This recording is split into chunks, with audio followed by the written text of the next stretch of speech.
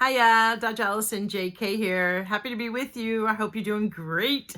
So, one of the things that's been fascinating me lately is looking at the expectations the people that I'm working with have about how their reality works, like how money operates with them, how their uh, career goes, how their clients act with them, how their family interacts with them, and those expectations being impressed upon the field, the greater Tao field, or the non-localized consciousness that we are projecting out onto, that then mirrors back to us our creations that we're focused on, or our thoughts that we're focused on.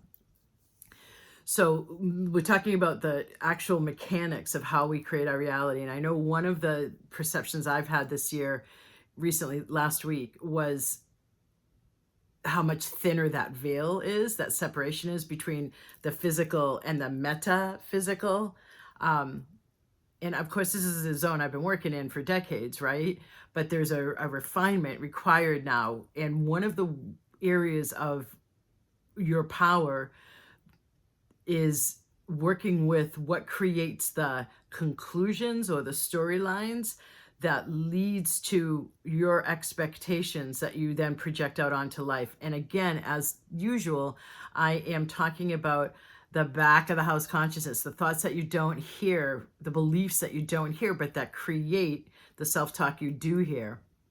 So if you were to, obviously use the clearings and activations to help you have more of that back of the house blockages or density cleared, so you have more consciousness at your disposal to make new choices from, cool. One of the other ways you can do this is observe what is getting created in your life, and then reverse engineer and look at, okay, what were my, especially when it's something you weren't excited about having get created, as well as the stuff that you effectively manifested or co-created. What were my conclusions and expectations that I then projected out to help this get created? So it's a bit of a reverse engineering in that you're going into observer mode, kind of going above what your good student ego mind wants to give as a response, as the perfect response, and go into genuine self-examination and self-observation. And so working with that great power that we have, it's one of our greatest powers, is what we project out for our expectations, right? So what we're projecting is one of our greatest powers. Behind that is an even greater power, because that's where all the inner work is. And this is well beyond mindset, right? Mindset's still frontal lobe, prefrontal cortex, the self-talk you hear. That's mindset. Where I work is all the stuff that creates your mindset, right? So if you were to look at, let's just take an easy one, money.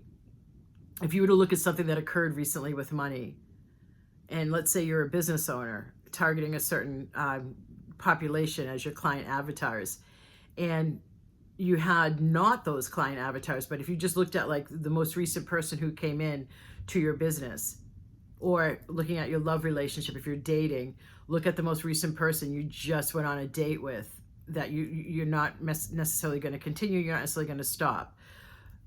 Look at what expectations you had of that person. It's easier with money because money is neutral, it's not a human. So I'm going to go back to the money. Look at your expectations of money and then see what's been happening with money lately. Observe what's been happening with money lately in your life. So, okay, moving on from that, what that's going to tell you is your conclusions, your storylines that you don't necessarily hear. Now, one of the things that I see the most often is that people go into the good student answers. They say what they want to believe that they think. And so I could be sitting there doing a clearing and activation on imagining what it feels like to be living at a level of triple your current income. And then I'll do a clearing and activation on that, for example.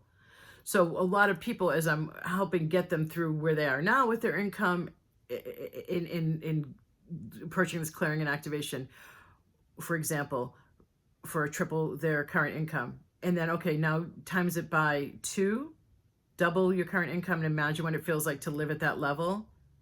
And now go to 3 times the level of current income you have and imagine what it feels like to live at that level. And then I'll come in and do a clearing and activation, for example. So what I'm getting at is where they lose the ability to have a more embodied connection with that the tripling of the income.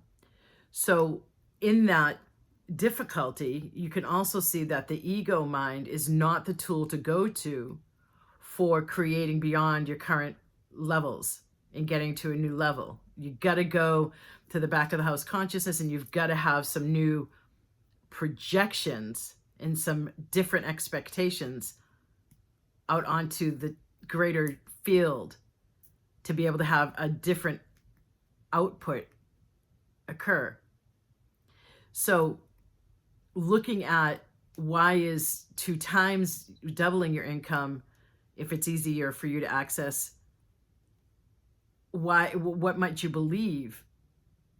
And then if you're looking at then the beliefs of, okay, you automatically go to what you're going to have to do more of in order to have that doubling of the income. That's also really telling.